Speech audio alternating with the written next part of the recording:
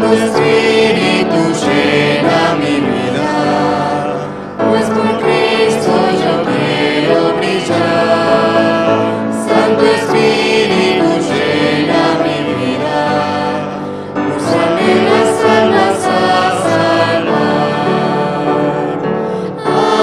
Alabanzas, alabanzas, alabanzas doy a Cristo el Rey. Alabanzas, alabanzas, alabanzas doy al Rey. Quiero dar tu mensaje a otros hasta que Cristo vuelva otra vez. Quiero dar tu mensaje a otros, úsame las almas a salvar. Alabanzas, alabanzas, alabanzas doy a Cristo el Rey. Alabanzas, alabanzas, alabanzas doy al Rey. La verdad que se escuchó muy lindo este último himno que cantamos. Bueno, vamos a pedir a Brian si nos puede dirigir en oración. Oremos. Querido Padre, estás en los cielos, santificado sea tu nombre, Dios. Te damos gracias por este hermoso sábado que nos regala, Señor, porque está llegando a su fin. Y como familia, Señor, podemos juntarnos para despedirlo, para escucharte, Señor, para saber qué es lo que tú quieres decirnos en esta noche. Te pido que nos cuides, que nos acompañes, que sean tus palabras las que estén en la boca del pastor, Señor, y que pueda comunicarnos a nosotros, Señor, el mensaje que tú tienes para tu iglesia. Perdona nuestras faltas, acompáñanos y gracias por todas tus bendiciones. En el nombre de Cristo Jesús. Amén.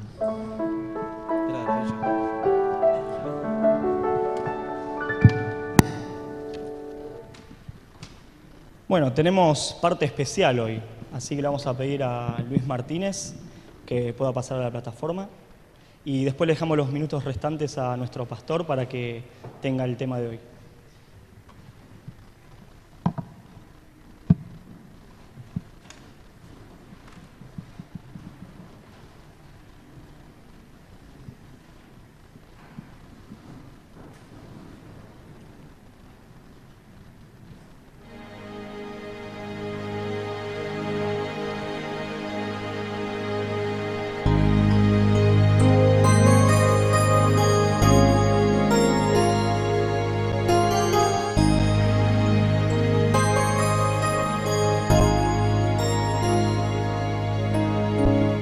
Era su padre, el carpintero José, y nadie pudo creer que los mundos él formó. Sanaba con sus manos, en él estaba la luz, mas nunca comprendieron para qué vino Jesús. Es el Mesías, es el Mesías, destinado a morir, es el Mesías, mis pecados él quitó y a la muerte derrotó. Él es Dios, él es Rey y Señor, es el Mesías.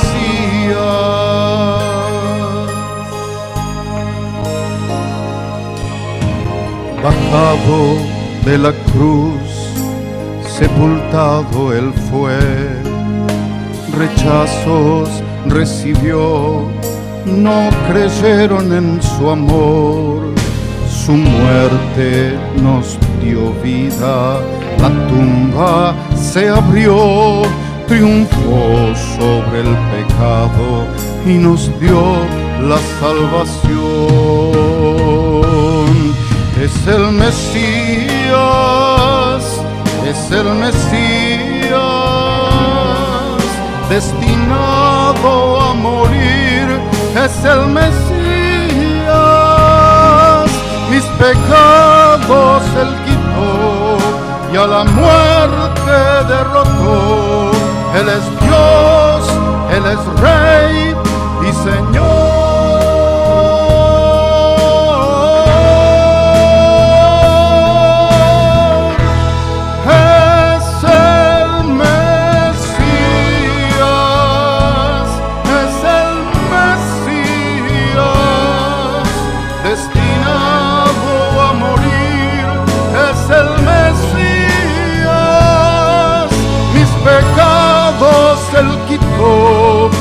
a la muerte derrotó.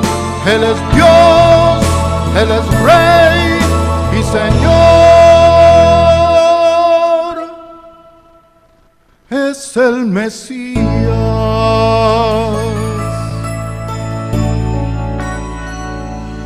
Es el Mesías. Jesús es el Mesías.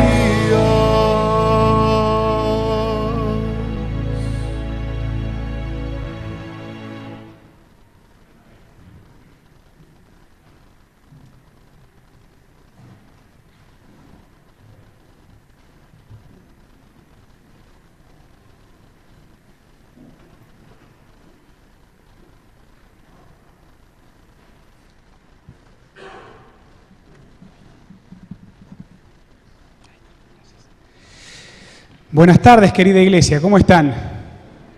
Qué alegría nuevamente estar acá.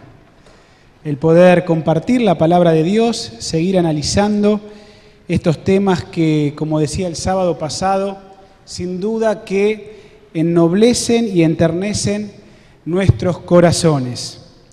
Tiempos de refrigerios, ahí está. Tiempos de refrigerio.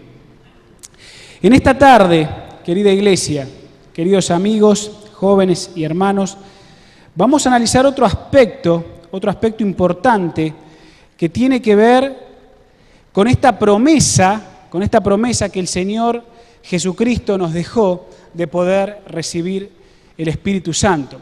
La semana pasada analizamos acerca de la promesa. Vimos textos bíblicos, cuestiones que tienen que ver con la promesa en sí misma. El objetivo en esta tarde es analizar otro aspecto del Espíritu Santo que tiene que ver con su personalidad. Por estos días y estos últimos años, la personalidad del Espíritu Santo viene siendo muy atacada en ámbitos internos de la iglesia. Hay voces o movimientos que se oponen a la doctrina general que como iglesia tenemos y algunos hermanos, con vaya a saber qué intenciones, han cuestionado la personalidad del Espíritu Santo. Mi objetivo a través de la palabra de Dios en esta tarde es que realmente quede en nosotros claro el concepto de la personalidad del Espíritu Santo. Por eso vamos a abrir nuestras Biblias en el Evangelio de Juan, en los capítulos 14, 15, 16, ahí nos vamos a centrar. Vamos a analizar algunos versículos de estos capítulos, pero en primera instancia quisiera leer dos versículos, del capítulo 15, uno, y del capítulo 16, el otro. San Juan, capítulo 15, versículo 26. Fíjense allí lo que dice. San Juan, capítulo 15, versículo 26. Pero cuando venga el Consolador, que os enviaré del Padre, el Espíritu de verdad, que procede del Padre, Él testificará de mí. De paso, ahí Alejandra está teniendo algunas Biblias. Si alguien necesita alguna Biblia, pídala para poder seguir la lectura bíblica. Entonces estábamos allí, en Juan 15, 26, dice, pero cuando venga el Consolador, que les enviaré del Padre, el Espíritu de verdad, que procede del Padre, Él testificará de mí. Si ustedes me acompañan al capítulo 16, vamos a leer en el versículo 13 lo siguiente, también conocemos este versículo. Cuando venga el Espíritu de verdad, Él os guiará a toda la verdad, porque no hablará de sí mismo, sino que hablará todo lo que oiga y os hará saber lo que ha de venir. Simplemente como dos textos bíblicos de muestra, para que nosotros podamos entender, querida iglesia, de que cuando uno analiza estos capítulos tan trascendentes que va a hablar del Espíritu Santo, nuestro Señor Jesucristo, solamente dos versículos de muestra que les di en esta tarde, nosotros vamos a encontrar, tanto en el capítulo 14, el capítulo 15, como el capítulo 16, cuando ustedes lo estudian en profundidad, la estructura gramatical de las oraciones. Estamos hablando de un concepto técnico, ¿no? De una cuestión técnica que en teología se utiliza para hacer una exégesis bíblica. Y una de las primeras cosas que cuando uno hace una exégesis bíblica, quiere sacar lo que el texto está diciendo, ¿verdad?, en su contexto, es analizar la estructura gramatical de las oraciones. Bueno, déjenme decirles que desde el capítulo 14, 15 y 16, cuando uno estudia los versículos referentes a el Espíritu Santo, cuando Jesús está hablando del Espíritu Santo, la estructura gramatical de la oración, donde se mencionan, están asociados al Espíritu Santo como sustantivo, pronombres, no queda lugar a duda desde la estructura gramatical, desde lo técnico, simplemente desde lo técnico del versículo, que se está hablando de una persona. Porque si no se estuviera hablando de una persona, no se utilizarían ciertos pronombres que van asociados a ciertos sustantivos. En este caso el Consolador, como sustantivo, Espíritu de verdad, ¿verdad? Un sustantivo y calificado. Entonces, los pronombres que acompañan esos sustantivos, ustedes lo van a ver, tómense el trabajo de que cada vez que Jesús está mencionando al Espíritu Santo, la estructura gramatical de esas oraciones van acompañando pronombres a esos sustantivos. Y eso habla a la clara que el autor bíblico, cuando escribe, si no hubiese puesto otra cuestión o hubiese utilizado otra estructura gramatical, para no hablar de una persona, porque los pronombres son referente a ¿qué? Son referente a personas. ¿Está bien? Entonces, eso como primera instancia, para que tengamos un pantallazo general, que en estos 3 capítulos nosotros nos vamos a encontrar con esas estructuras gramaticales en el texto bíblico que nos hablan acerca de la personalidad del Espíritu. Pero déjenme decirles que la personalidad del Espíritu tiene que ir mucho más allá de estructuras gramaticales. Eso es un análisis interno que uno hace de la Biblia. Pero vamos a ver algunos otros aspectos bíblicos que realmente nos muestran y nos demuestran que realmente el Espíritu Santo es una persona. Ahí ustedes tienen la primera cita o párrafo que quiero compartir con ustedes. Fíjense allí. Dice así: en la expresión el otro consolador, que está en los versículos, se identifica con esta designación al Espíritu prometido con el Señor que lo prometió, tanto en ser como en carácter, propósito y actividad. Fíjense cómo se asocia en el versículo al Señor, yo les enviaré, al otro consolador. Se está asociando a la promesa con el que lo envía, en este caso a Jesús con el Espíritu. Hay una asociación, por eso se lo llama, ¿qué cosa? El otro consolador. ¿Quién es el primer consolador? Si este es el otro, es Jesús. Jesús está asociando al Espíritu Santo con Él mismo. Y en este sentido uno ve, ¿verdad?, que se lo asocia tanto en ser, carácter, propósito y actividad. Hablando de la personalidad del Espíritu Santo. El Espíritu Santo es el otro yo, por así decirlo, de Cristo. ¿Idéntico en qué? En naturaleza a Él y en carácter. Una cita más, del deseado de todas las gentes, página 745. El Espíritu Santo es el aliento de la vida espiritual, dice la mensajera del Señor. La impartición del Espíritu es la impartición ¿de qué? De la vida de Cristo. Comunica al que lo recibe los atributos ¿de quién? Los atributos de Cristo. Fíjense que en esta cita, si ustedes prestan atención allí, obviamente, como decíamos recién, en cuanto a la expresión el otro consolador, se asocia en la cita que la mensajera del Señor nos da en el libro Deseado de toda la gente, las cualidades de Jesús con la de esta otra persona que nosotros conocemos como el Espíritu Santo. Dice allí, el Espíritu Santo es el aliento de la vida espiritual, es la impartición del Espíritu, es la impartición de la vida de Cristo. Miren cómo lo asocia. La impartición del Espíritu es la impartición de Cristo. Es la misma actividad. La actividad que lleva adelante Cristo es la misma actividad que lleva, en este caso, potenciada ¿a quién? El Espíritu Santo. La mensajera del Señor no nos deja lugar a dudas que lo asocia a ella, bajo inspiración, con mismas actividades. Ahora, para que haga las mismas actividades, tiene que ser semejante ¿en qué? En naturaleza, en propósitos, en el ser mismo, en la persona. porque si no, no podría realizar lo mismo, ¿verdad?, de lo que está diciendo aquí, ¿no?, la impartición, ¿no?, de la vida espiritual. Muy bien. No sé si todos saben, creo que la mayoría puede saberlo, quizá algunos no. En la Biblia, cuando nosotros encontramos, allí en el capítulo 15, por ejemplo, recién leíamos el versículo 26, dice, pero cuando venga el Consolador, dice que os enviaré del Padre. Los hermanos de más años quizás esto lo saben, los más nuevitos quizás no, pero la palabra traducida como consolador, en su idioma original es el parácletos, ¿no? Parácletos, ahí está bien dicho, parácletos, ¿está bien? Esa es la palabra. Ahora, nosotros la hemos traducido, la Biblia en general la traduce como consolador. Y no está mal que se la traduzca de esa manera, no está mal, hermanos, no está mal que se la traduzca.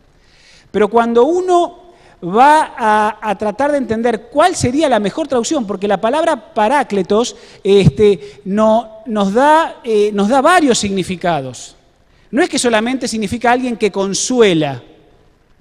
Entonces, cuando una palabra tiene varias acepciones, tiene varios significados, bueno, ¿cuál es la mejor traducción que se podría hacer?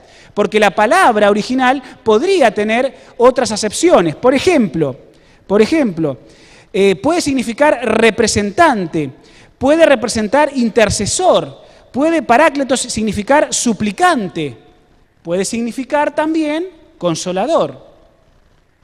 Pero también puede significar abogado. Abogado. Repito, representante podría significar intercesor, suplicante, consolador, pero también podría significar, ¿qué cosa? Lo que ustedes están viendo allí en la pantalla, puede significar abogado. ¿Y cómo sabemos esto? ¿Cómo sabemos esto? Porque todo el Nuevo Testamento se escribió en griego. Y cuando uno va a la carta de Juan, a la primera carta de Juan, dice allí, abogado tenemos para con el Padre, a Jesucristo el justo. Y la palabra que los traductores utilizaron en ese texto, que se traduce como abogado, ¿saben cuál es? Parácletos. Y cuando uno empieza a entender y vislumbra la doctrina del Espíritu Santo y entender la personalidad del Espíritu Santo, y vos decís, es una persona que es mi consolador, que es mi suplicante, que es mi intercesor. Vos decís, ¿cuál podría ser la mejor traducción? ¿Cuál es la que se puede ajustar mejor a una traducción más exacta? Y déjenme decirles que la mejor traducción o más exacta es que nosotros traduzcamos parácletos como abogado. Les voy a contar un dato curioso que ocurría en la antigua Grecia y en la antigua Roma, ¿no? En aquellos años también existían ciertas clases de abogados, ¿no? Y los abogados tenían básicamente dos funciones judiciales en la antigua Grecia y Roma, ¿no? Prácticamente similar. Una de esas funciones judiciales era que el abogado representaba a la persona ante el tribunal, como ocurre hoy. Si alguien tiene un litigio judicial, ¿qué hace? Contrata un abogado y el abogado te representa ¿dónde? En la corte. Bueno, eso viene de muchos años. Era una de las funciones, como existe hoy. Pero otra de las funciones muy curiosas que tenían los abogados era la que sigue, en el punto 2. El abogado, a veces, no era que lo representaba en el tribunal, sino que el abogado preparaba solamente el discurso para el cliente, para que entonces ahora el cliente hablara ¿por qué? Por sí mismo, ante el tribunal. Eso pasaba en la antigua Roma y Grecia. Es interesante, ¿no? Porque no solo el abogado a veces te podía representar, sino que a veces el abogado lo que hacía era prepararte el discurso, el libreto, y entonces yo no te voy a representar, sino que vas a ir vos y vas a hablar sobre vos mismo, pero con lo que yo te voy a preparar. Ahora, cuando uno entiende esto, en el contexto que los autores bíblicos escriben, ellos tienen en cuenta, mis hermanos, jóvenes y amigos, la cuestión del significado parácletos. Es decir, el autor bíblico no escribe en el vacío, esto yo ya se los dije, ¿no?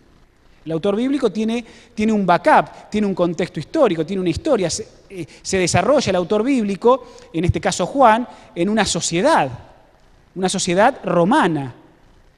Y Juan, como otros autores bíblicos, saben lo que las palabras significaban en el contexto diario. Y saben que en el contexto diario, parácletos era una designación que se utilizaba para los abogados.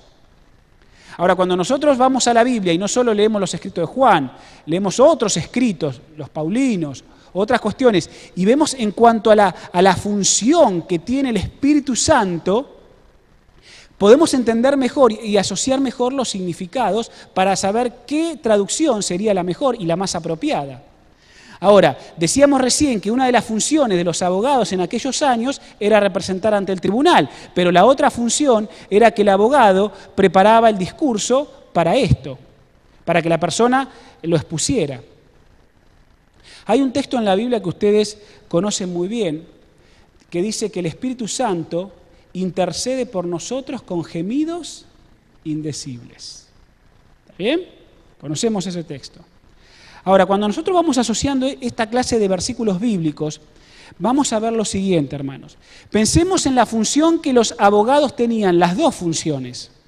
Y ahora pensemos al Espíritu Santo como una de las mejor traducción es, pongamos que es consolador, porque lo es representante nuestro, lo es, ¿verdad? Pero pensemos en el concepto de abogado, el Espíritu Santo como abogado. ¿Qué nos enseña la Biblia? El Padre, en este caso yo, Adrián. La Biblia me enseña en Juan que ¿quién es mi abogado? Abogado tenemos para con el Padre, a Jesucristo el justo.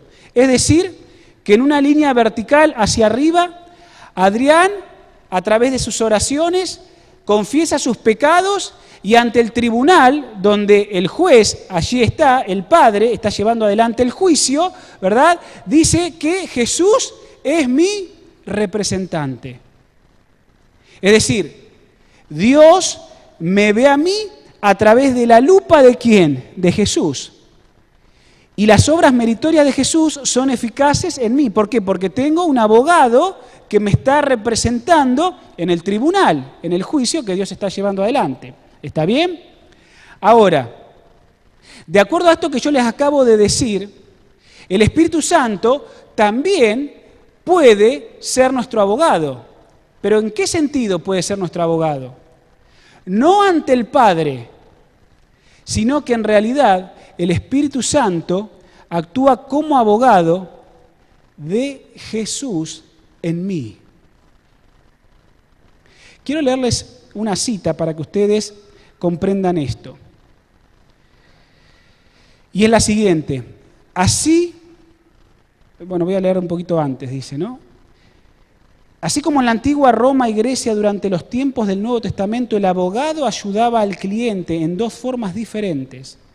A veces lo representaba ante el tribunal abogando por su causa y en otras ocasiones le preparaba solamente su discurso para que el cliente hablara por sí mismo. Y escuchen bien. Así también Cristo es nuestro abogado delante del Padre. Cristo es nuestro abogado delante del Padre. Y el Espíritu Santo es el abogado de Cristo. ¿Ante quién? Ante nosotros.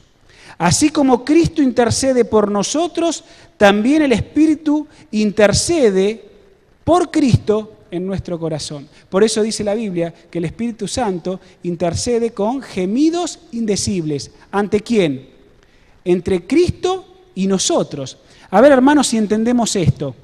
El Espíritu Santo lo que prepara es el libreto de mi corazón. La influencia, y eso lo vamos a ver la semana que viene, y la obra del Espíritu Santo es hacer efectivo la oferta salvadora de Cristo en mi corazón. Y cuando yo me equivoco, Él me convence de pecado, me convence de juicio y me convence de justicia. Es decir, Él, como abogado de Cristo, me prepara mi corazón, me prepara el discurso. ¿Para qué? Para que mi corazón abierto se abra al gran abogado, que es Jesucristo. ¿Se entiende? Es decir, en la función de Jesús y del Espíritu Santo, nosotros vemos esta doble aplicación que el Parácletos en tiempos romanos y griegos tenía. ¡Qué maravilloso! Por eso Él es el otro yo de Cristo. Son dos personas que actúan en simultaneidad, cumplen funciones similares. Ambos son abogados. Cristo cumple la primera prerrogativa. Él es mi abogado ante el tribunal, pero el Espíritu Santo es el que escribe el libreto en mi corazón, impresiona mi corazón para que entonces yo me presente ante el tribunal, pero a través de Cristo. Qué maravillosa verdad. Qué maravillosa verdad. Es muy fácil pensar acerca del Padre y de Jesús como personas. Esto es así, hermanos. Generalmente la gente cuando habla del Padre lo piensa como un anciano de días, un viejito, ¿no? Generalmente al Padre lo tenemos asociado, ¿verdad?, con una fisonomía. Dice que Moisés allí en el monte, ¿no?, pasó las espaldas, ¿no?, las espaldas del Padre. Es decir, generalmente no tenemos problemas con asociar al Padre y a Jesús con personas físicas. De Jesús ni hablar, porque estuvo entre nosotros y muchos fueron testigos oculares de eso y lo vieron caminar de carne y hueso.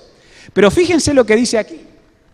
Pero el Espíritu Santo es considerado como algo misterioso, tan invisible y tan secreto, y de acciones tan apartadas de nuestros sentidos que su personalidad se pone en duda cuando es contrastada con la conducta de las otras personas de la deidad. ¿Se entiende? Es decir, generalmente al Padre y al Hijo no tenemos problema en asociarlo con cuestiones de personalidad, porque la Biblia hasta lo presenta así. Pero en la cuestión del Espíritu Santo es más difuso. Y a veces hemos corrido el riesgo de, al contrastar las conductas de las tres personas de la divinidad, de minimizar ¿qué cosa? De minimizar la personalidad o la persona del Espíritu Santo. Miren lo que dice aquí. Si el Espíritu Santo es una persona divina, pero lo consideramos como una influencia impersonal, estamos robando a esa persona divina esa deferencia, ese honor y el amor que le debemos.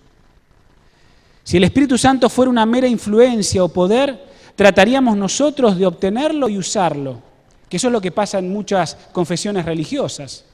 Y ahora vamos a ir un poco a la raíz de este tema. Si nosotros concebimos al Espíritu Santo como una influencia y los movimientos que hoy se levantan, las voces que se levantan en la iglesia, para considerar al Espíritu Santo como una fuerza, como una influencia de Cristo, como una influencia del Padre. No se ponen de acuerdo si es una influencia que viene del Padre, si es una influencia que viene de Cristo. Ahí están, todos divididos, ¿no? Si nosotros pensamos en el Espíritu Santo como una fuerza, como algo de esto, realmente nosotros no solo le quitamos el honor, el amor que le debemos, sino que también lo podemos utilizar. Lo podemos usar a nuestro antojo, porque es una fuerza, es una influencia. Pero si lo pensamos o lo reconocemos como una persona, vamos a estudiar la manera de cómo someternos a esa persona. ¿Se entiende la diferencia?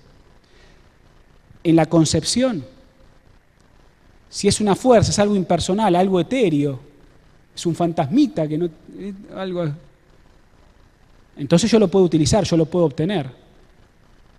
¿Y qué pasa en muchas confesiones religiosas? Pasa eso.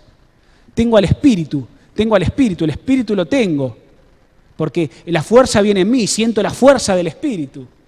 Pero si lo pienso como persona, voy a estudiarlo, estudiar su personalidad para ver cómo yo me puedo someter a Él.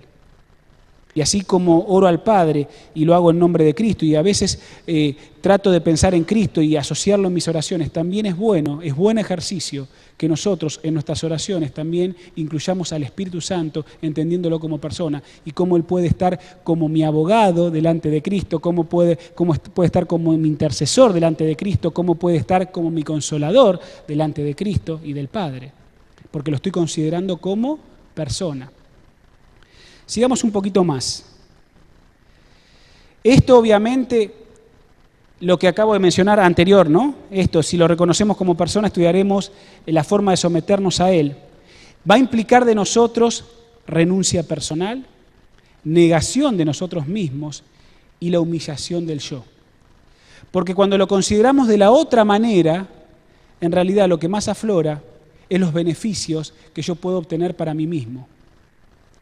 Pero si lo considero como persona, habrá renuncia personal, habrá negación y habrá la humillación del yo, porque le estoy permitiendo a esta persona divina que pueda actuar como mi abogado delante de Cristo. ¿Está bien? Fíjense esta otra cita. En la mente de multitud de personas, el Espíritu Santo ha sido separado de su personalidad. Ha sido transformado en algo intangible, etéreo, escondido en nieblas y envuelto en irrealidades. Salí a preguntar a la gente, inclusive dentro del ámbito de la iglesia, ¿qué te pueden decir sobre el Espíritu Santo?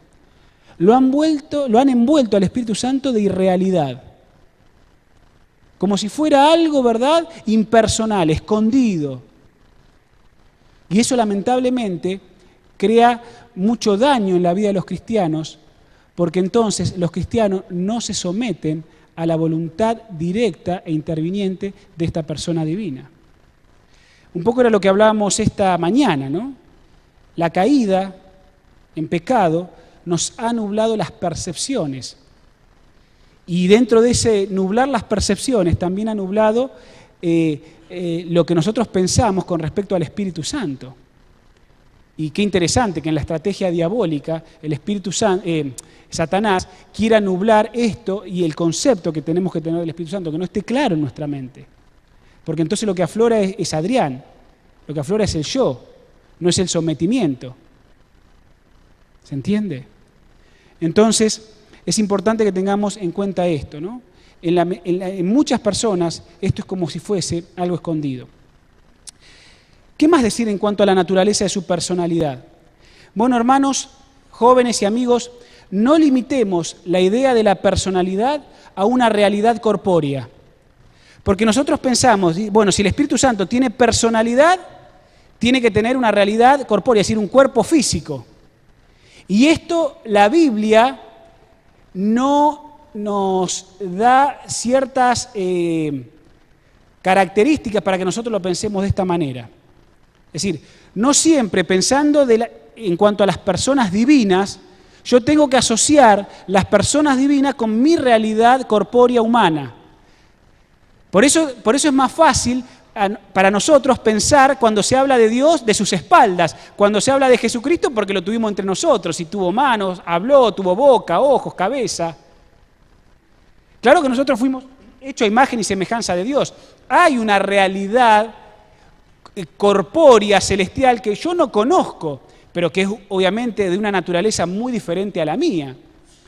Seguramente Dios tiene ojos, tiene boca, piensa, tendrá manos, pero no siempre asociemos personalidad con realidad corpórea. Es decir, no asociemos que siempre el Espíritu Santo tiene que ser como Cristo fue. Y porque no es como Cristo fue, porque estuvo de carne y hueso, o porque al Padre se lo menciona en sus espaldas, o como un anciano, la realidad del Espíritu Santo tiene que ser de la misma manera, porque no entendemos. En esto hay misterio también. Pero algunos quieren adentrarse más. Pero hay un concepto que tenemos que tener claro: no limitar la idea de la personalidad a una mera realidad corpórea. Déjenme decirles que tampoco necesitamos, ni necesito yo en esta tarde, resolver ese misterio. Si no lo resuelve la Biblia, ¿cómo lo voy a resolver yo? Y si la Biblia calla en ciertos aspectos, es bueno escuchar el silencio de la Biblia. Pero no necesitamos resolverlo. Por otro lado, dice la mensajera del Señor en Hechos de los Apóstoles, que el Señor, en cuanto a su naturaleza, no lo ha revelado. Esto lo tenía por aquí, marcado, acá.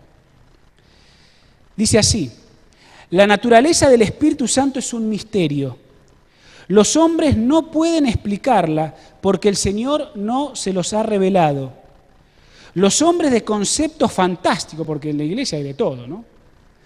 Los hombres de conceptos fantásticos pueden reunir pasajes de las Escrituras y darles interpretación humana, pero la aceptación de esos conceptos no fortalecerá a la Iglesia.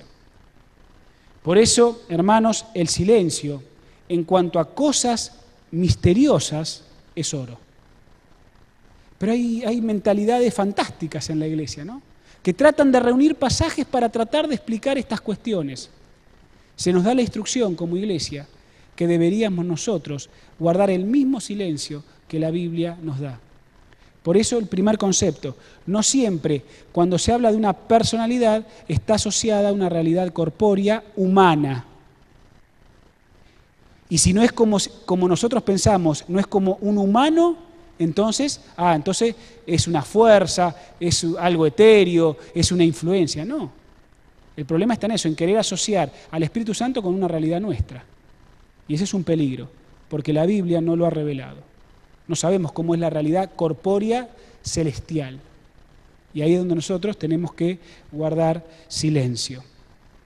Podríamos decir entonces que hay 3 personas vivientes en el trío celestial. Allí estamos, ¿no?, un poquito representado en esta diapositiva, el Padre, el Hijo y el Espíritu Santo. La única, quizá, realidad corpórea más cercana que tenemos desde el punto de vista humano es la paloma, ¿no? Es la paloma. Y hasta en ámbitos teológicos hasta está discutido esto. A veces, ¿no?, hay ciertas discusiones si realmente se corporizó como una paloma el Espíritu Santo, ¿no? Ahí hay ciertos debates, pero no importa, no es el análisis. Pero esto es lo más cercano que tenemos a una realidad nuestra, allí en el bautismo de Jesús. Aparentemente, por lo que la Biblia dice, el Espíritu Santo se corporizó en forma de una paloma. ¿Está bien? Pero el trío celestial son 3 personas vivientes. En cuanto a la personalidad, se puede mencionar cuatro atributos de personalidad y que nosotros vamos a encontrar. Yo no sé si ustedes se tomaron el trabajo de leer estos capítulos. En los capítulos 14, 15 y 16 del Evangelio de Juan, nosotros encontramos estos 4 conceptos que hablan de una personalidad, es decir, que está asociado a una persona, en este caso una persona divina: la voluntad, la inteligencia, el poder y la capacidad de amar. La Biblia tiene versículos que hablan acerca de esto del Espíritu Santo. La personalidad comprende, por lo tanto, un ser consciente de sí mismo, que se conoce a sí mismo con voluntad propia y con poder de autodecisión. Por eso puede amar, por eso puede interceder, por eso puede estar en contacto con cada uno de nosotros. Cristo presenta al Espíritu Santo como alguien que enseña, alguien que habla, enseña, que testifica, que guía, que escucha y que declara. Estas son señales de inteligencia y discriminación, por lo tanto, ¿lo son de qué? De personalidad. Díganme ustedes, jóvenes, hermanos, ¿cómo una fuerza, una influencia puede hablar? ¿Cómo una influencia puede guiar? ¿Cómo una influencia o una energía puede escuchar? ¿Cómo una influencia puede declarar? Es imposible. Es imposible. Pero cuando Cristo habla del Espíritu Santo, dice que Él declara, dice que Él habla, que Él escucha. Esas son realidades de personalidad. Nosotros como personas, con un cuerpo humano, escuchamos, decidimos, hablamos, intercedemos a veces por otros. Bueno, Jesús, hablando del Espíritu Santo, da esas cualidades y esos atributos. Miren, allí tienen ustedes una lista de lo que la Biblia dice con respecto al Espíritu Santo, para que ustedes me ayuden en esta investigación. Vamos a leer algunos versículos, a ver, vamos a mover un poco nuestras Biblias. Fíjense, ¿quién tiene quiere buscar 1 Corintios 2:11? Vayan levantando la mano y los vamos a ir asignando. 1 Corintios 2:11, muy bien, empezamos por ahí. 1 Corintios 12:11, muy bien, 1 Corintios 12:11. Romanos 8:27, Romanos 8:27. Muy bien, recuerden los textos, ¿no?, a medida que los vayamos citando.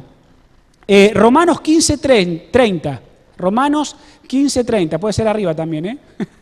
Romanos 15:30, Maruja. Segunda de Corintios 13:14, muy bien, Segunda de Corintios 13:14. Efesios 4:30, muy bien, ahí está. Y finalmente, Hebreos 10:29. Hebreos 10, 29. Muy bien. Allá arriba. Vamos a dar el micrófono. A ver, Alejandra, ¿me ayudás? Yo no sé si tengo otro habilitado acá. Sí. Hola, hola, hola. Vamos a ir pasando. Hola, hola, ahí está. Muy bien. Vamos a ver, en cuanto al conocimiento, cualidades personales, donde la Biblia habla de que el Espíritu Santo tiene cualidades de persona, tiene conocimiento. Dijimos, 1 Corintios 2:11, allá, Alejandra. Allá. Fíjense lo que dice la Biblia. Porque ¿quién de los hombres sabe las cosas del hombre, sino el espíritu del hombre que está en él? Así tampoco nadie conoció las cosas de Dios, sino el Espíritu de Dios. Dice, ¿quién conoció? El Espíritu de Dios. ¿Tiene el Espíritu Santo conocimiento? Sí, conoce. Pregunto, ¿una fuerza impersonal, una influencia, puede conocer? No, una persona sí. Tiene conocimiento, dice este texto de la Biblia. Tiene voluntad. A ver, ¿quién tenía? Dijimos 1 Corintios 12, 11. Allí. Muy bien.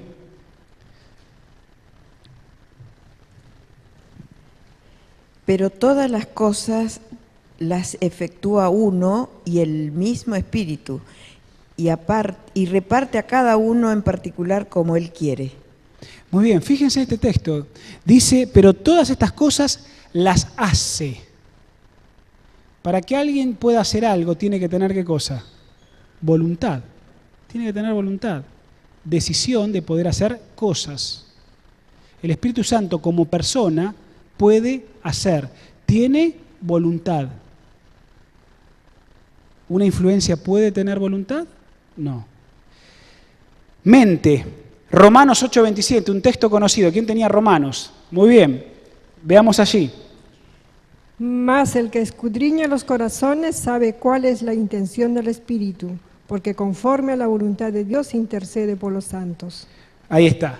Fíjense, ¿no? Dice el texto bíblico, gracias hermana, dice, mas él escudriña los corazones. ¿Qué se mete acá en la bomba cardíaca? No. El corazón en la Biblia es una representación también de ¿qué? De nuestra mente. En este caso, nuestros sentimientos que se generan aquí. Dice, él escudriña nuestros sentimientos, nuestra mente. Entonces, mis hermanos, para que el Espíritu Santo pueda tener esta característica de personalidad, dice que él escudriña. Si escudriña, él entiende, tiene que tener una mente racional para poder entender qué cosa. Mi corazón, que mi corazón es mi mente. O sea, un ser que tiene mente, que escudriña mi mente, escudriña mi corazón. El siguiente, amor, Romanos 15:30. ¿Quién tenía Romanos 15:30? Allí, Maruja. Romanos 15:30. Amor. Creo que no me salté ninguno. Vamos. Pero os ruego, hermanos, por el Señor nuestro Jesucristo y por el amor del Espíritu Santo, que me ayudéis orando por mí a Dios. Muy bien. Dice, por el amor del Espíritu Santo. ¿Tiene amor? ¿Quién tiene capacidad de amar? Alguien que tiene personalidad. Comunión. 2 Corintios 13:14. La gracia del Señor Jesucristo, el amor de Dios y la comunión del Espíritu Santo sean con todos vosotros. Amén. Gracias. El Espíritu Santo quiere tener relacionamiento ¿con quién? Con cada uno de nosotros. ¿Quiénes se relacionan? Las personas. ¿Hablamos de qué? De relaciones humanas, donde intercambiamos. La comunión tiene que ver con relaciones humanas. El Espíritu Santo quiere tener ¿qué? Comunión con nosotros. Las últimas dos. 3 aquí, pero bueno, separados. Se lo puede contristar, se lo puede tentar. Habíamos dado a leer Efesios 4:30. Sí. Y no contristéis al Espíritu Santo de Dios, con el cual fuisteis sellados para el día de la redención. Muy bien. No lo contristéis, no lo entristezcan. ¿Quién se puede entristecer? Vos, yo, somos personas. Bueno, el Espíritu Santo, fuera o diferente a nuestra realidad corpórea, también se lo puede entristecer. No te pido, Alejandra, que subas. Vamos a pedirle que lea Andrés bien alto. Hebreos 10:29, donde se habla de que se lo puede tentar al espíritu y se le puede mentir. A ver.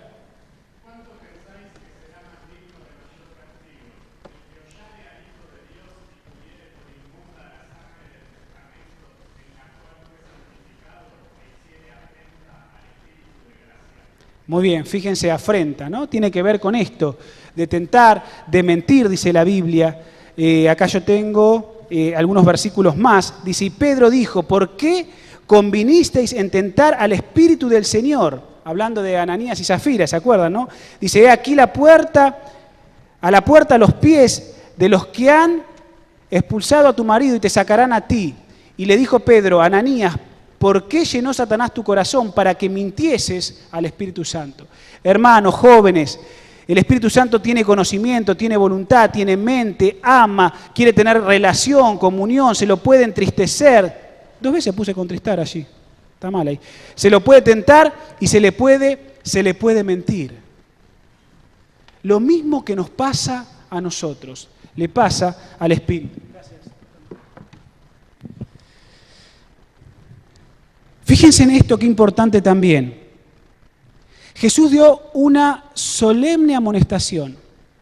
Se puede cometer cualquier pecado, pero el pecado contra el Espíritu Santo, dice, no será perdonado. Me acuerdo cuando era chico, esto me traumaba, y a muchos lo ha traumado, ¿no? Porque yo pensaba de chiquito, ¿y si yo digo una mala palabra contra el Espíritu? Y me torturaba la cabeza. Y entonces me estaba a punto de bautizar, ¿no? Y había venido a mi mente este texto, ¿no? Cualquiera que dijese una afrenta, un pecado contra el Espíritu Santo, no va a ser perdonado jamás. Y en mi mente estaba esa lucha, ¿no? Me acuerdo, tenía 12 años. Y por ahí pensaba, ¿y si digo una mala palabra y lo insulto al Espíritu Santo, me pierdo para siempre? Hasta que fui grande, dejé las cosas que eran de chico y entendí lo que significaba este versículo. Pero es una solemne amonestación. Todos sabemos que esta amonestación tiene que ver con el rechazo voluntario ante los llamados insistentes que Dios hace. Por eso el abogado nuestro, el Espíritu Santo es nuestro abogado. Cristo, ¿verdad? Utiliza, en el buen sentido de la palabra, utiliza el Espíritu Santo para llegar a mi corazón. Y entonces yo pensaba esto, ¿no? Pero yo después entendí que no, que en realidad es el rechazo al Espíritu Santo, ¿qué es? Es esa voz que te habla, que Dios te va hablando, pero finalmente decidís voluntariamente hacer a un lado y ya finalmente el Espíritu Santo no hablará más. Es decir, nosotros le cerramos la puerta al Espíritu Santo para seguir actuando. Y esa es una solemne amonestación. Es una solemne amonestación. Ahora, ustedes están leyendo allí. Es inconcebible que un ser humano pudiera pecar en esa forma contra una influencia, un poder o una energía, corriendo el riesgo de cometer así un pecado imperdonable. O sea, esto es la más solemne amonestación que Jesús dejó con respecto al Espíritu. Que Él trabaja en tu corazón, lo rechazás, trabaja en tu corazón, lo rechazás, trabaja, y lo seguís rechazando. Finalmente va a dejar de hablar. Lo has rechazado, es un pecado imperdonable. Porque no estás permitiendo que la gracia salvífica de Cristo haga el efecto transformador que hablábamos esta mañana. Entonces eso es inconcebible para un ser humano, algo tan solemne que sea contra quién, contra una mera influencia. Pero sí cuando lo pensamos en cuestiones de una persona divina. El Espíritu Santo es más que una mera personalidad, es una persona divina. Además se le adjudica al Espíritu Santo la realización de obras divinas. Él intervino en la creación, intervino también en la redención. Él está asociado a las obras divinas. Y para ir terminando, queridos jóvenes y hermanos, nosotros estamos bajo la dispensación del Espíritu Santo. Estamos bajo la dispensación del Espíritu Santo, que comenzó ¿cuándo? A partir del Pentecostés. Pero hablamos de 3 dispensaciones. La dispensación del Padre antes de la encarnación de Cristo, donde la ley era sobresaliente. Allí, en el antiguo pacto, en el pacto del Antiguo Testamento, la ley sobresalía como la norma importante en esa dispensación.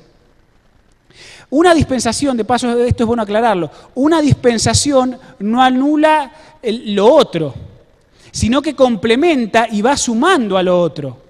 Pero en la dispensación del Padre, la ley era sobresaliente como la norma, ¿verdad?, que regiría el proceso de salvación, no para salvar, porque la salvación siempre fue por gracia, pero Dios había dado a conocer a la humanidad su ley, que quizás era conocida de forma no tan concreta. Pero en la dispensación del Padre, la ley, el decálogo, que era transmitido de manera oral, es conocido de manera concreta y sobresalió en la dispensación del Antiguo Testamento. Pero esa dispensación del Padre, donde el Padre también era sobresaliente y su accionar era sobresaliente, es complementada ahora con la dispensación del Hijo. ¿Y se agregó qué cosa? Se agregó la reconciliación, cuando Cristo vivió durante 33 años y murió por nosotros.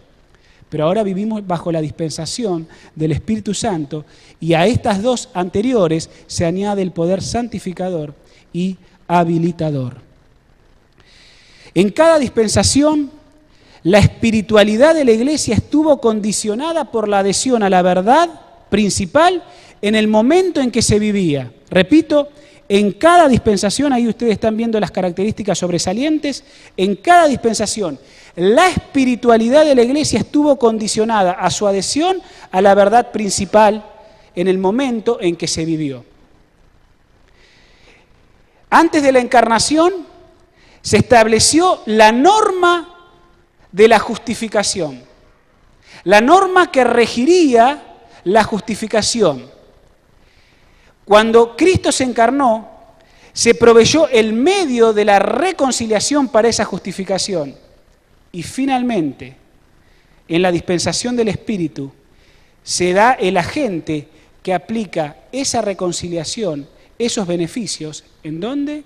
En nuestra vida. En cada momento, el Padre, el Hijo y el Espíritu Santo sacaron a relucir ciertos aspectos importantes en el conocimiento progresivo que se necesitaba que el ser humano vaya conociendo. Como dice la Escritura, es como la luz de la aurora que va en aumento. Y primero, Dios necesitaba dar a conocer la norma que regiría la justificación. Es decir, ¿por qué? Porque a través de su ley, el ser humano sabría qué es pecado para que entonces eso lo condujese ¿a qué? Lo condujese a su Salvador. Eso fue durante la dispensación. El Padre tuvo que dar a conocer esa norma, sus leyes y su ley moral. ¿Está bien? Bajo la dispensación de Cristo, como dice allí, se logra esa reconciliación, porque entonces ahora en Cristo se plasma ¿qué cosa? Su sacrificio. Pero no anula lo otro. ¿No lo vimos hoy? ¿No lo vimos esta semana? ¿No lo estamos viendo? No anula lo otro. Pero Dios, de manera progresiva, y cada persona de la divinidad lo fue, a ver cómo sería la palabra, lo fue plasmando en la época que le tocó actuar de manera más personalizada. Pero entonces cuando llegó la dispensación del Espíritu Santo, Él lo que hace es hacer la obra de Cristo, la obra meritoria de Cristo, esos beneficios, ponerlos y aplicarlos a mi vida personal. Porque si no, vuelvo a lo que dije la semana pasada. Si nosotros no tuviéramos al Espíritu Santo como ese agente benefactor y que me da el poder santificador y que me habilita para aceptar el sacrificio de Cristo, el sacrificio de Cristo hubiese quedado hace 2000 años atrás y ninguna efectividad tendría en nuestra vida. El Espíritu Santo trae a nuestra consideración la norma de la justificación, trae a consideración la ley para que yo sepa lo que es pecado, por eso me convence, trae a mi mente la realidad de la cruz, me habilita, me beneficia y entonces el corazón se subyuga, el corazón se quiebra ante la influencia y el trabajo santificador y habilitador del Espíritu Santo. ¿Se entiende? 3 dispensaciones, pero que se han ido complementando a lo largo de la historia de la humanidad. Y hermanos, nosotros estamos viviendo en tiempos magníficos, tiempos tremendos, porque la realidad de Jesús, la realidad corpórea de Jesús, estaba limitada en tiempo y espacio. Así lo había determinado la divinidad. Pero con la dispensación del Espíritu Santo, Cristo viene a la realidad de cada uno en el momento y en el lugar donde nos encontremos. Acá, los que están mirando desde las casas o en algún otro lugar, en Japón, en China, en donde sea. La realidad de Cristo llega a cada corazón en esta dispensación que nosotros estamos viviendo. No nos va a dar el tiempo para analizar algunos ejemplos bíblicos. Si quieren anotar estos versículos, ustedes van a ver que tanto en el Antiguo Testamento como en el Nuevo Testamento se menciona el trío celestial, se lo menciona. Hay evidencias en estos textos bíblicos, ustedes vean allí números en comparación con 2 de Corintios, son muy similares los conceptos, anótenlos, después léanlos en sus hogares, por cuestión de tiempo no lo voy a leer aquí, pero cómo se da el concepto de tres, tanto en el Antiguo como en el Nuevo. No, porque son tres personas, eso en el Nuevo no, pero en el Antiguo Testamento nosotros lo encontramos muy claro. Ahí tienen ustedes un versículo muy interesante, en el libro de Isaías, el capítulo 6, versículos 1 al 3, y en Isaías 48, 16, ahí ustedes van a encontrar sobre todo en el Antiguo Testamento, que es tan cuestionado esto a veces, que no aparece el Espíritu Santo, ustedes van a ver la realidad de cómo se mencionan estas tres personas de la divinidad. Ahí ustedes tienen Números 6, 24 al 27, Isaías 6, 1 al 3, Isaías 48, 16. Y termino con esto. Hermanos, lamentablemente, a ver qué hora estamos. Estamos bien.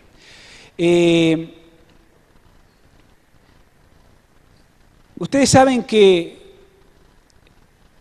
el misterio de la iniquidad, patrocinado por el gran archienemigo, ha echado por tierra muchas verdades.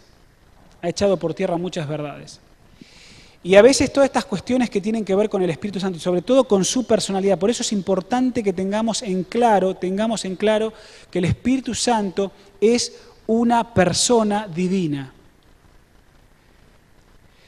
Fíjense que en el Antiguo Testamento Dios, haciendo progresiva la luz, tenía que luchar y dejar en claro, por eso a veces el concepto de Dios en el Espíritu Santo se lo muestra como una unicidad, siempre se menciona al Señor, a Adonai, como si fuera solo un Dios, pero esos textos que les acabo de decir mencionan que también son tres. Pero ustedes no se olviden que en la dispensación del Antiguo Testamento, en la dispensación del Padre, donde el Padre fue la persona más activa en ese momento, no porque las otras no estuvieran, Jesús también actuaba, el Espíritu Santo, dice la Biblia, actuaba de manera personal para habilitar ciertas cosas, por ejemplo en Bezaleel o cuando tenían que ver el tema del santuario, dice que el Espíritu llegó sobre él para darle capacidad para construir el santuario. Es decir, las otras personas también actuaban, pero de manera más puntual, pero el que sobresalía en el Antiguo Testamento era el Padre. Y el concepto con que se tenía que luchar era que su pueblo estaba rodeado de politeísmo. Por eso el concepto de Dios en el Antiguo Testamento es como si fuese uno. Y van a sobresalir los textos bíblicos en abundancia, van a emanar del texto sagrado como que siempre es Dios, Jehová, es como si fuese uno. Pero están los otros implícitamente. Pero cuando ya la luz fue más progresiva, cuando ya Cristo se encarnó, la reconciliación se hizo, la cruz se hizo efectiva, entonces ahora la deidad se manifiesta de manera más clara, más evidente en la dispensación que estamos nosotros. Porque lo tenemos más claro, porque estamos viendo la película para atrás. Pero lamentablemente, hermanos, en esa lucha entre el bien y el mal, el diablo no dejó de marcar sus efectos y su trabajo. Y echó por tierra la verdad. Y conceptos, ¿verdad?, que se venían trayendo desde inclusive el judaísmo y el pueblo hebreo, fueron trastocados a medida que el cristianismo fue avanzando. Y el misterio de la iniquidad trabajó ahí para echar por tierra la verdad. Y hubo algunos personajes que fueron hay que dar el derecho de autor de esto, ¿no?, que fueron justamente los que lamentablemente dilapidaron el concepto de persona o el concepto de personalidad del Espíritu Santo. Uno de esos personajes es este famoso Pablo de Samotracia. Esa era la ciudad donde vivía este tal Pablo. En el siglo III. Por esos años todo estaba muy convulsionado en el mundo, y en el mundo religioso ni qué hablar. Allí siglo I, siglo II, siglo III, siglo IV, cuando estaba por surgir el cuerno pequeño en todo su esplendor. Allí en siglo III, ¿verdad?, entre el año 300 y 400 de la era cristiana, allí, mis hermanos, surgió este personaje que dijo lo siguiente. Quiero leérselos. Pablo de Samotracia presentó una teoría que negaba la personalidad del Espíritu. Este personaje, ¿verdad?, en su análisis, negaba la personalidad del Espíritu, considerándolo como una simple influencia, una expresión de energía y un poder divinos, una fuerza que emanaba de Dios, decía Pablo de Samotracia, para ser ejercida entre los hombres. ¿De dónde viene esto que el Espíritu Santo es una influencia, es un poder que emana del Padre, de Dios? No viene de los disidentes adventistas que vienen y hacen lío. No viene de ahí. Estos son unos pobres utensilios del misterio de iniquidad. Pero no viene de ellos, viene de mucho antes. Viene de Pablo de Samotracia. Él gestó una teoría en sus percepciones bíblicas, porque era cristiano, de que en realidad el Espíritu Santo era una influencia, un poder que emanaba de Dios. Esta teoría tuvo algunos adeptos por aquellos años, después más o menos quedó en stand-by porque la Iglesia intervino, ¿verdad? Fue considerado un hereje lo que este hombre decía. Pero en la época de la Reforma, Socinus y su sobrino Fausto retomaron, ¿verdad?, muchos años después, muchos siglos después, la teoría de que en realidad el Espíritu Santo era una influencia, era un poder. Y por eso se conoce como socianismo, la misma teoría de Pablo de Samotracia, porque está basada en los conceptos de Laulel, no sé cuánto, Socinus, yo lo conocía más por Socinus, no por el nombre de pila, ¿no? Y estos dos pensadores influenciaron mucho en la Reforma. Y allí estaban los luteranos y estaban los calvinistas. Por eso, mis hermanos, es que nosotros nos podemos encontrar esta influencia enfriadora de este concepto que se deja sentir hoy en todas las iglesias protestantes. Iglesias que surgen de la Reforma, tomaron de estos dos, Socinus y Fausto, la teoría de Pablo de Samotracia, y por eso nosotros hoy podemos ver, cuando vos te asociás con parientes tuyos y preguntale qué piensan del Espíritu Santo, la mayoría va a pensar que es una influencia, es un soplo, es una energía que emana de Dios. Porque estos pensadores influenciaron en el momento que la Reforma estaba surgiendo. Pero también hay otro personaje que es más conocido, y nosotros conocemos como el arrianismo. Y el arrianismo, en contraste con el socianismo, Arrio no negaba la personalidad del Espíritu Santo, sino que Arrio lo que atacó fue la divinidad del Espíritu Santo. Y no solo la divinidad del Espíritu Santo, sino que la divinidad de Cristo.